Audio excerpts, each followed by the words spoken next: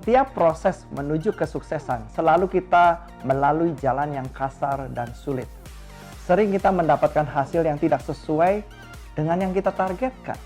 Walaupun kita sudah berusaha dengan hati-hati mengeluarkan yang terbaik dalam diri kita. Dan banyak orang menyebutnya sebagai kegagalan. Sukses yang sesungguhnya berbeda dengan keberuntungan. Kesuksesan adalah yang kita targetkan dan kita bekerja untuk mencapainya. Biasanya perlu berusaha yang berulang-ulang. Baru kalau kita tidak pernah berhenti mencoba, akhirnya tercapai. Jadi sesungguhnya kesuksesan adalah akibat. Makanya saya sering mengucapkan bahwa jangan kejar kesuksesan.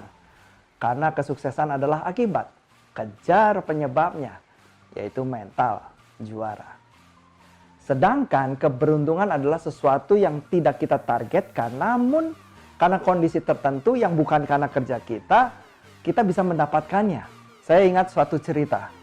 Pada suatu hari, dalam percobaan belajar di laboratorium universitas, sekelompok mahasiswa sedang mengamati perubahan seekor ulat menjadi kupu-kupu.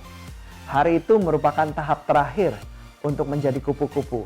Sehingga sang ulat yang sudah cukup lama berada di kepompong harus berjuang untuk keluar. Dalam pengamatan itu, kelompok mahasiswa menyadari ternyata perjuangan sang ulat sangat sulit dan memakan waktu yang cukup lama. Akhirnya kelompok mahasiswa itu berdiskusi untuk membantu mempermudah perjuangan sang ulat. Mereka pun berkonsultasi kepada profesor pembimbing mereka.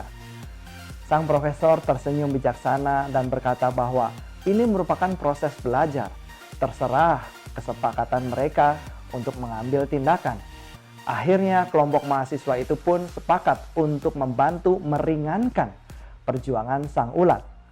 Dengan menggunting sedikit kepompong sehingga akhirnya sang ulat pun keluar dalam bentuk kupu-kupu dengan mudah. Tetapi ternyata kupu-kupu yang keluar merupakan kupu-kupu yang paling jelek yang pernah mereka lihat.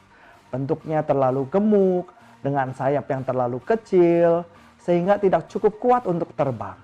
Maka tak lama kemudian kupu-kupu itu pun mati. Apa yang terjadi? Sang profesor menjelaskan bahwa ulat itu harus berjuang keras untuk menembus kepompong. Pada saat perjuangan itulah memicu hormon yang membentuk sayap yang cukup besar dan membentuk tubuh yang baik. Sama juga dalam proses kesuksesan manusia. Kadang prosesnya terasa sulit. Namun kesulitan-kesulitan itu telah membentuk kita menjadi manusia yang lebih baik, lebih bijaksana, lebih sabar, lebih pintar, dan banyak hal yang kita akan dapatkan yang nilainya bahkan lebih berharga daripada tujuan itu sendiri.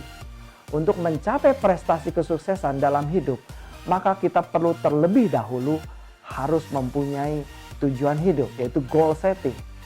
Tidak adanya tujuan hidup dalam diri Anda akan menyebabkan diri Anda pasif menerima apa saja yang disodorkan oleh kehidupan kepada Anda. Dan biasanya hidup Anda akan menjadi sangat membosankan dan tidak menggairahkan. Kebanyakan orang yang hidup tanpa tujuan akan terfokus berjalan di tempat dan menghabiskan waktunya secara membosankan tanpa mencapai prestasi yang berarti. Mereka hanya menjadi penonton dari suatu kehidupan. Mereka hanya bisa melihat kesuksesan orang lain tetapi sama sekali tidak pernah membayangkan dirinya sendiri untuk sukses. Inilah yang disebut hidup tanpa tujuan atau misi. Anda harus mempunyai misi hidup di dalam dunia ini agar hidup Anda berarti dan menggairahkan. Untuk mencapai sukses, kerap kali kita harus melewati kesalahan atau kegagalan dalam hidup. Banyak orang ingin sukses tetapi sedikit sekali yang berani menghadapi kegagalan. Kalau Anda ingin sukses, Anda tidak boleh takut untuk gagal. Saya, Joko Komara. Terima kasih telah menyaksikan video book ini. Salam joy, senang!